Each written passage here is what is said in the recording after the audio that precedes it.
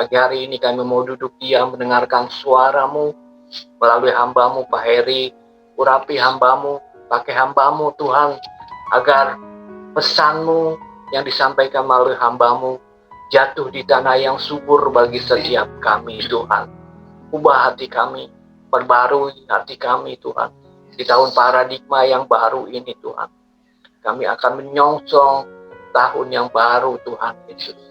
Hati yang baru Tuhan, untuk kami boleh sama-sama melakukan kehendak-Mu dengan baik.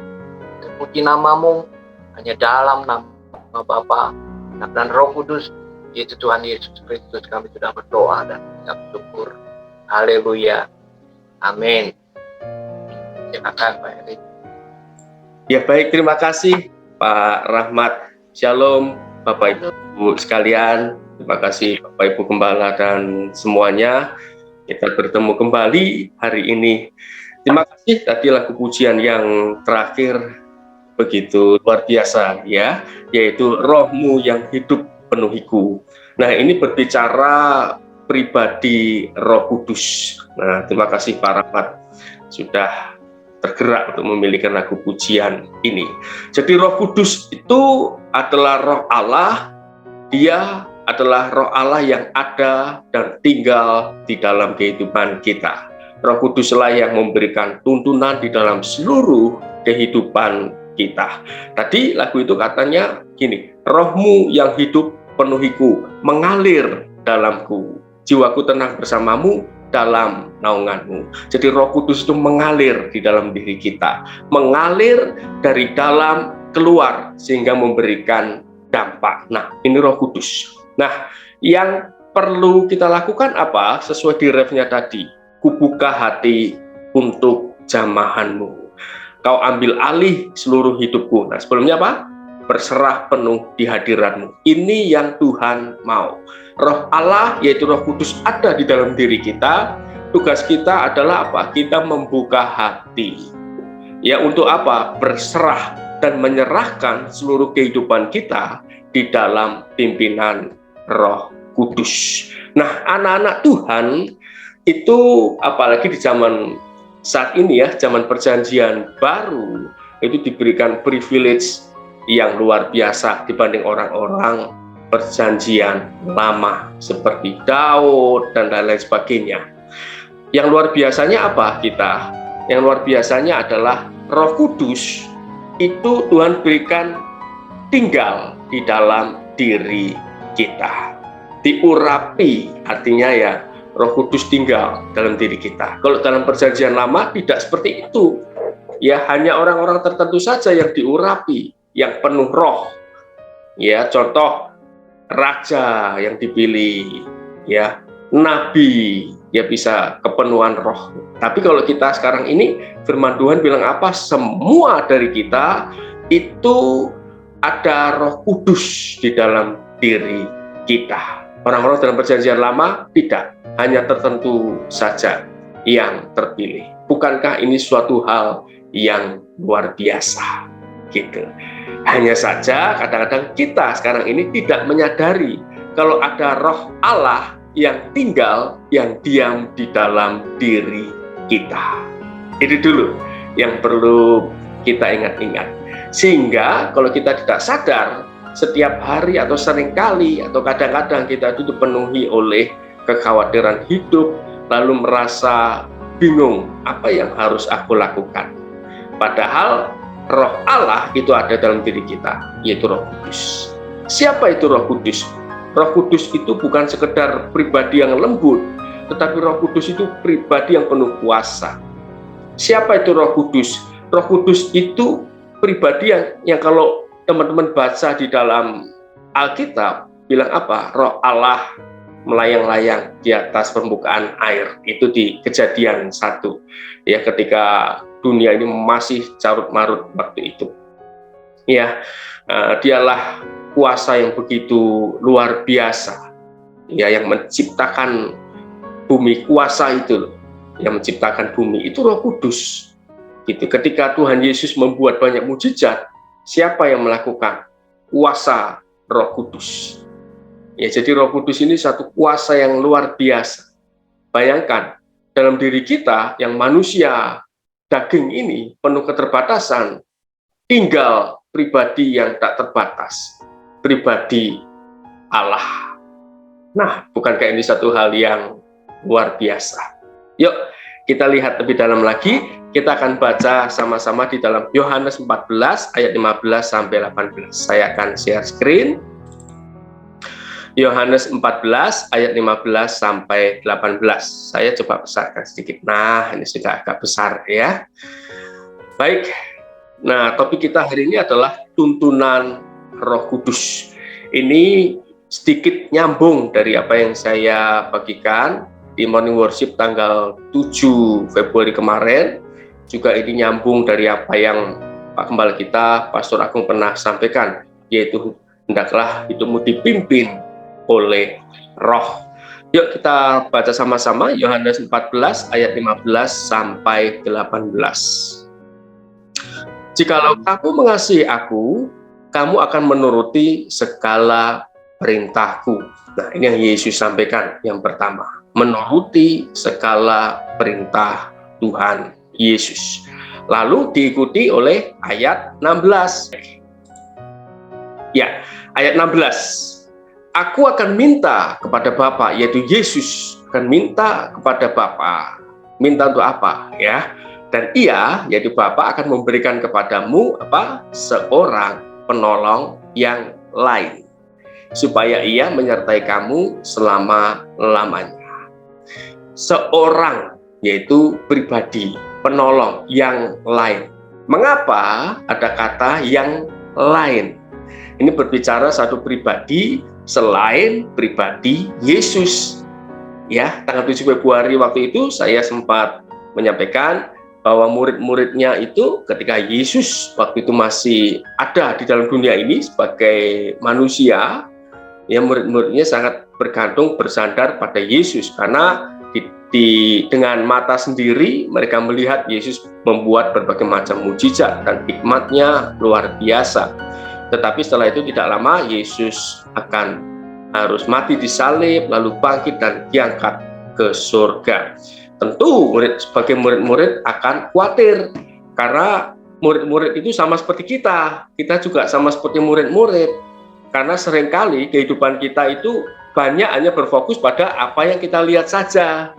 Betul ya? Kalau kita menantikan pertolongan Tuhan, lalu kita mikir, mana buktinya? Mana saya harus lihat dulu dong, gitu ya. Nah, ini Tuhan ingin kita itu sadar bahwa ini loh, setelah Yesus terangkat, murid-murid tidak perlu khawatir lagi. Karena apa? Memberikan padamu seorang penolong yang lain, pribadi yang lain dari Allah, yaitu Roh Kudus. Nah, sadari, Roh Kudus ada di dalam diri kita. Jadi, Bapak Ibu sekalian dan saya tidak akan pernah sendirian. Ya, jadi kalau Yesus itu Immanuel, Allah yang menyertai kita, Roh Kudus itu Allah di dalam diri kita. Berarti harusnya kita sakti nggak secara manusia? Nah, kalau iblis pun juga niru-niru ya dengan apa? Ilmu kebal. Ya dirasuk setan kayak gitu ya. Kuasa perdukunan.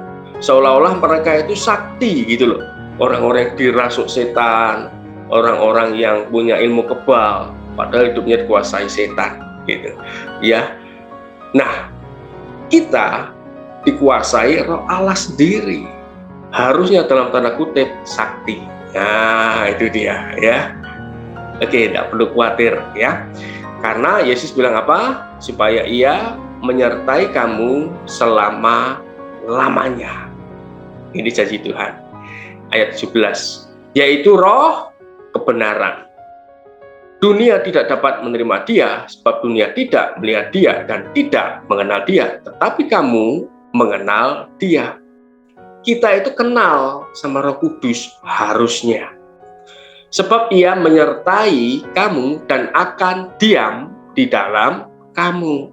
Menyertai dan diam. Ayat 18. Aku tidak akan meninggalkan kamu sebagai yatim piatu. Aku datang kembali kepadamu. Nah, ya. Jadi murid-murid waktu itu seolah-olah ketika Yesus mati, bangkit, dan akhirnya diangkat ke surga, sama seperti seorang anak yang tidak punya bapak lagi, tidak punya ibu. Sama seperti anak kecil yang tidak punya bapak, tidak punya ibu. Bayangkan, bingung dia. Ya, anak kecil yang orang tuanya meninggal, ya itu dia bingung kadang-kadang. Mana nih bapak ibuku? Gitu. Dia merasa sendirian. Siapa yang nuntun saya? Biasanya ada yang ngomong saya, ada yang melindungi saya. Kok ini nggak ada? Gitu. Ya, tapi Yesus janji tidak akan meninggalkan kamu sebagai yatim piatu. Yuk kita akan buka lagi di dalam 1 Korintus 2 ayat 10. 1 Korintus 2.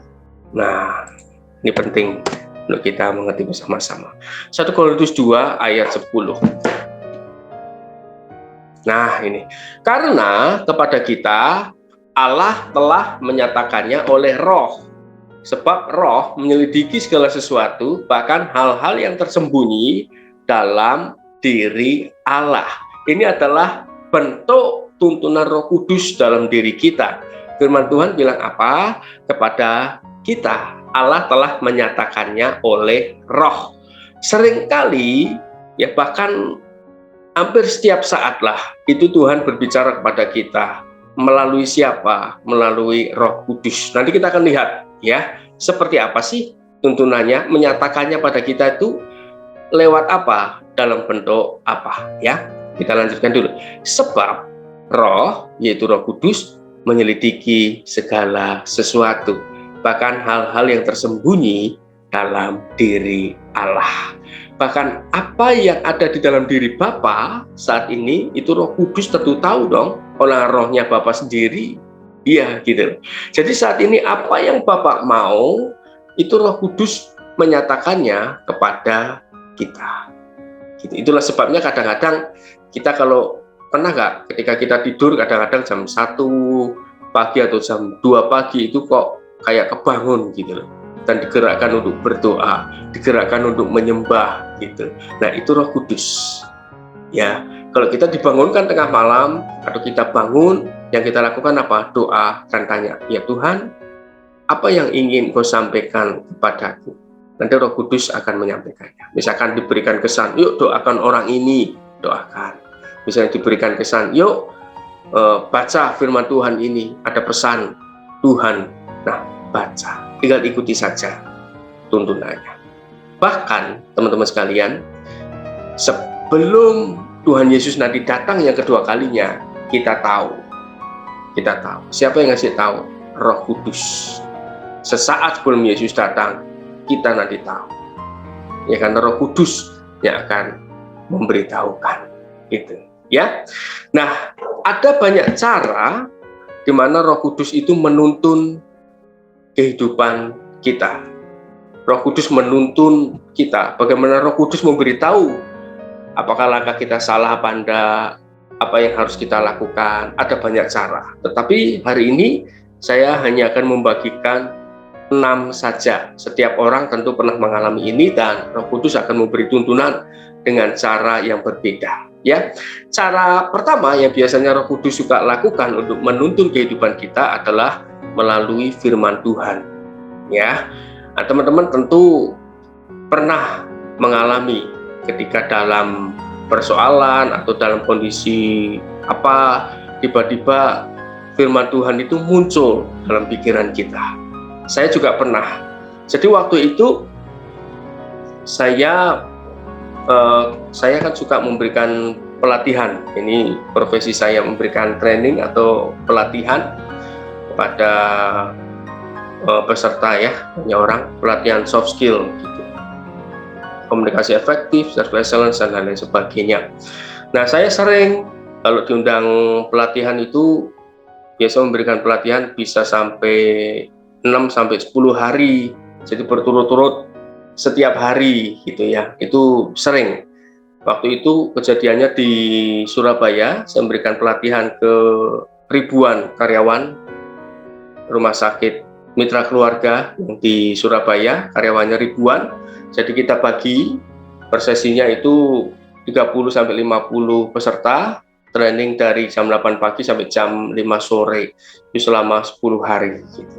Nah, waktu itu saya kondisi sedang tidak fit. Ini beberapa tahun lalu, sebelum pandemi ya. Jadi hari kedua, itu saya sudah merasa, aduh, sudah batuk-batuk, tenggorokan gatel gitu ya. Aduh, enggak nyaman deh. Padahal saya lihat itu baru hari kedua. Pelatihan masih 8 hari lagi gitu. Lalu bagian HRD-nya dan diklatnya nanya ke saya, Pak Heri, gimana nih Pak? Masih kuat Pak? Ya, saya kuat, saya bilang gitu. Tapi dia bilang gini, tapi masih 8 hari lagi loh Pak. Kuat gitu ya. Dalam diri saya, waduh, bisa menyelesaikan. Mosok hari kedua tuh saya pulang, ya saya berdoa lah. Ya secara manusia mikir, kuat nggak nih? Tapi tiba-tiba muncul ayat firman Tuhan. Nah teman-teman boleh catat nih. Tiba-tiba ingat Mazmur 138 ayat 8. Ini saya akan bacakan ya. Tuhan, yuk kita buka yuk. Mazmur 138 ayat 8. Yuk kita buka. Ini tiba-tiba muncul waktu itu. Mazmur 138 ayat 8. Ini ya, Tuhan akan menyelesaikannya bagiku. Ayat ini tiba-tiba muncul gitu loh. Malah waktu itu saya pokoknya lupa ini ada di Mazmur atau di mana ya. Tapi di Mazmur berapa saya lupa. Tapi saya pernah baca ini. Tapi tiba-tiba muncul, Tuhan akan menyelesaikannya bagiku. Nah pada waktu itu ada sukacita, ada damai sejahtera dalam diri saya. Karena apa? Baik, saya tinggal jalani, yang menyelesaikan itu Tuhan nanti gitu loh. Nah ada damai sejahtera dan ada ketenangan. Dan ada cerita lain itu waktu Natal GBI Lewi. Ini beberapa tahun yang lalu ya, saya lupa ya, 3 tahun lalu atau 4 tahun lalu, 3 tahun lalu kali ya. Saya ditunjuk sebagai ketua panitianya, dan waktu itu Pastor Andri Simbolon itu nunjuk saya sebagai ketua panitia. Mepet sekali panitianya baru dibentuk, yaitu 1 bulan sebelum Natal, sebelum 25 Desember. Bayangkan, waktu itu saya pengerja di Mitra 10 dan koordinator saya yaitu Pastor Toga bilang, Pak, ini masih sebulan lagi loh. Iya. Bapak baru ditunjuk. Iya, ini baru diomongin. Jadi panitia akhirnya belum saya bentuk juga, kurang sebulan. Dananya gimana? Dia bilang, saya pikir ya ayat ini muncul lagi akhirnya. Tuhan akan menyelesaikannya bagiku. Secara manusia tidak mungkin. Dia bilang gini, Pastor Toga waktu itu, saya Pak, waktu itu, jadi tahun sebelumnya beliau nih, ketua panitia, itu bulan September, saya sudah bagi amplop dana Natal ke jemaat. Nah ini Bapak, waktu itu sekitar November akhir. Ini Bapak November akhir belum amplop, belum ya belum lah, orang saya baru ditunjuk. Saya mikir gimana ini dananya. Ya sudah, ayat ini muncul lagi, Tuhan akan menyelesaikannya bagiku. Dan akhirnya benar, Dia yang selesaikan. Ya dananya itu surplus, kelebihan malah, kelebihan sekitar sekian juta. Akhirnya saya bagi-bagi ke youth gitu ya, untuk dana mereka, lalu ke tim pagi, tim sore, dan ke beberapa ya. Untuk apa? Untuk dana diakonia lah istilahnya, seperti itu ya. Nah teman-teman juga pasti pernah mengalami ketika dalam kesulitan tiba-tiba suatu ayat itu muncul, dan kalau Roh Kudus yang memunculkan itu tiba-tiba kayak ada satu kekuatan baru gitu, kayak ada suatu keyakinan baru. Oh iya, benar gitu loh ya. Nah ini kerja Roh Kudus. Karena apa? Yuk kita akan buka di dalam Yohanes 14 ayat 26. Nah ya, kita banyak baca kitab ya. Yohanes 14 ayat 26. Nah oke. Tetapi penghibur, ya ayat 26, yaitu Roh Kudus. Nah sama tadi penolong, kali ini dia disebut penghibur. yaitu Roh Kudus yang akan diutus Bapa dalam namaku. Ya, waktu itu masih akan diutus, ya. Oke, karena ini Yesus masih ada bersama-sama muridnya, ya, akan. Tapi sekarang sudah diutus belum? Ya sudah, ya. Diutus Bapa dalam namaku, dialah yang akan mengajarkan segala sesuatu kepadamu. Roh Kudus akan mengajarkan kita dan akan mengingatkan kamu akan semua yang telah kukatakan kepadamu. Apa itu yang dikatakan Yesus? Firman Tuhan. Inilah firman yang menjadi rema. Teman-teman sekalian, tanpa Roh Kudus, firman Tuhan hanya tulisan, tapi karena Roh Kudus itu akan jadi rema. Oke, jadi yang pertama, Roh Kudus bekerja mengingatkan kita akan firman Tuhan. Karena itu baca firman Tuhan, renungkan firman Tuhan. Kalau tidak pernah baca firman Tuhan, Roh Kudus mau mengingatkan apa? Orang kita tidak pernah baca, gitu ya. Oke, lalu yang kedua, melalui orang lain. Roh Kudus itu bisa mengingatkan kita melalui orang lain, atau bisa juga bekerja mengarahkan kita melalui tindakan orang lain. Kadang-kadang ada teguran, ada masukan dari orang lain pada kita, lalu akhirnya kok masukan Tuhan itu kok kita ngeh gitu, kayaknya bener deh. Nah, itu Roh Kudus, ya, bekerja melalui omongan orang lain dan juga melalui tindakan orang lain juga kadang-kadang bisa gitu, ya. Oke, lalu yang ketiga itu lewat kejadian. Nah, lewat beberapa kejadian. Jadi waktu itu saya pernah mau pergi ke suatu tempat, lalu entah bagaimana kok jadi agak lambat gitu loh jalannya. Ya, artinya persiapannya kok dibikin agak lama, ada ini itu, tidak lancar kayak biasanya. Dan betul, saya lebih telat setengah jam lah di perjalanan. Lalu ketika di jalan tol, itu saya lihat ada mobil yang baru saja tabrakan gitu. Nah, ya, tiba-tiba saja ada kesan dalam diri saya, dan itu Roh Kudus yang bicara. Kesannya apa? Ya, Tuhan sedang meluputkan saya. Gitu. Kalau seandainya saya berjalan lebih cepat, tidak dibikin terlambat tadi, bisa jadi loh saya yang jadi korban tabrakan itu, gitu ya. Artinya apa? Kadang-kadang apapun yang terjadi itu Tuhan sedang meluputkan kita, gitu teman-teman ya. Jadi kalau teman-teman punya rencana, kok sepertinya dibuat gagal ya, kok sepertinya dibuat batal, kok sepertinya dibuat mundur atau dibuat sulit, jadi terlambat, bersyukurlah ya, itu Tuhan sedang meluputkan kita, gitu ya. Saya juga sebenarnya, saya sudah bilang sama Bapak Ibu Gembala dan teman-teman, tanggal 13 kemarin ini sebenarnya harusnya saya sudah berangkat ke Garut, karena tanggal 14 sampai tanggal 19, 6 hari saya memberikan pelatihan di sebuah rumah sakit di Garut gitu. Nah, sudah siap-siap sih, tapi tiba-tiba jadi tanggal 13 berangkat, tiba-tiba itu entah tanggal 12 atau tanggal 11-nya, pokoknya sehari atau 2 hari sebelumnya lah, itu dari panitianya bilang, Pak diundur.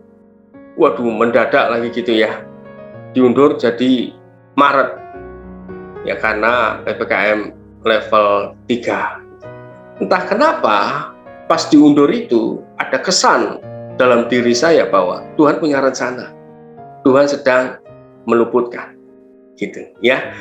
Nah, ini melalui kejadian gitu. Jadi kejadian apapun yang Tuhan sampaikan, Tuhan punya rencana gitu. Dan waktu itu Bu Gembala, Bu Sisi sempat tanya, ya, sempat mendoakan lewat WA, Pastor sudah berangkat gitu ya, saya doakan Tuhan sertai. Lalu saya bilang diundur gitu. Dan Bu Sisi bilang, oh ya, nah ya kita lega Pak katanya, karena ya ini istilahnya Tuhan sedang meluputkan lah gitu. Nah, yang Bu Sisi sampaikan kok persis seperti yang saya terima dalam hati gitu. Jadi kayak peneguhan, Tuhan bicara lewat orang lain juga gitu. Dan beberapa hari sebelumnya itu istri saya share ke saya sebuah video, teman-teman. Saya sudah share waktu itu di grup kita. Video itu gambaran mengenai, ini kisah nyata, CCTV, ada anak kecil usia berapa tahun baru belajar berjalan, dia jalan itu tiba-tiba entah kenapa dia jatuh tengkurap. Nah pas dia jatuh tengkurap itu ada mobil lewat di belakangnya, mobil itu nggak lihat, lewat. Jadi anak itu berada di bawah mobil itu, dia lewat di atasnya gitu. Entah bagaimana anak itu pas di bawah mobil itu, anak itu nggak berdiri gitu loh. Itu anak kecil, berapa tahun ya, 2,5 tahun kali ya, belum mengerti apa-apa. Entah pas dia masih di bawah mobil kok dia nggak berdiri. Ketika mobil sudah lewat, dia berdiri. Ini aneh secara manusia. Nah ini tuntunan. Ya ini kok saya tiba-tiba ingat video itu. Jadi saya jadi ingat ngeling. Oh iya ya, kenapa saya jadi nggak berangkat ya? Kayak dijatuhin gitu. Kayak anak kecil itu, nggak ngerti apa-apa, dijatuhin, dilindungilah untuk sesuatu yang mungkin kalau saya berangkat ada sesuatu yang terjadi. Nah teman-teman juga sama, itu tuntunan ya. Lalu berikutnya Roh Kudus juga bisa menuntun lewat mimpi dan penglihatan, lalu lewat hati dan pikiran kita. Lalu yang terakhir Roh Kudus juga memimpin kadang-kadang bisa lewat pujian. Pernah enggak pas lagi santai, lagi ini tiba-tiba muncul lagu misalnya, Rohmu yang hidup, tiba-tiba kita nyanyi gitu loh. Nah itu kadang-kadang Roh Kudus yang berbicara pada kita. Ya lewat lagu pujian itu ada pesan tertentu yang Tuhan ingin sampaikan. Nah pesan firman Tuhan hari ini adalah bahwa di dalam diri kita ada Roh Kudus, Bapak Ibu sekalian. Ya, seringkali Roh Kudus itu memberikan kita tuntunan. Ada banyak cara lain, gitu. Dan kalau Roh Kudus yang berbicara, yang perlu kita lakukan apa? Jangan keraskan hati. Lalu jangan bersandar pada pengertian sendiri. Dan yang terakhir, izinkan Roh Kudus yang memimpin hidup kita. Seperti pesan Pak Gembala kita, Galatia 5 ayat 18. Apapun yang terjadi, Roh Kudus memberi kita tuntunan. Apapun yang terjadi, berkonsultasi sama Roh Kudus. Setiap hari tanya, bilang, Roh Kudus, apa maumu? Roh Kudus, apa yang harus aku lakukan hari ini? Roh Kudus, apakah ini benar yang saya lakukan? Dan Roh Kudus itu seorang pribadi, bisa diajak ngobrol, ajak ngomong. Roh Kudus, saya mau bekerja hari ini. Roh Kudus, saya mau ini. Roh Kudus, ajak ngobrol. Ya, inilah pribadi Roh Kudus dan tuntunannya. Yuk kita berdoa sebentar. Bapa, kami ucap syukur buat kasih dan anugerah-Mu. Engkau menganugerahkan kami pribadi Roh Kudus yang begitu lembut dan berkuasa yang senantiasa memberikan tuntunan kami. Ampuni kami Tuhan kalau kami seringkali mendukakan Roh Kudus. Biarlah hari ini kami memiliki hati yang lembut dan tidak mendukakan Roh Kudus lagi. Terima kasih, pimpin tiap langkah kami selangkah demi selangkah dan Kau tidak meninggalkan kami sendirian.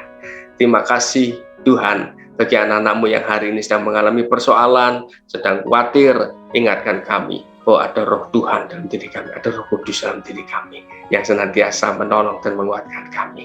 Terima kasih Tuhan, dalam nama Tuhan Yesus, mengucap syukur dan berdoa. Haleluya. Amin.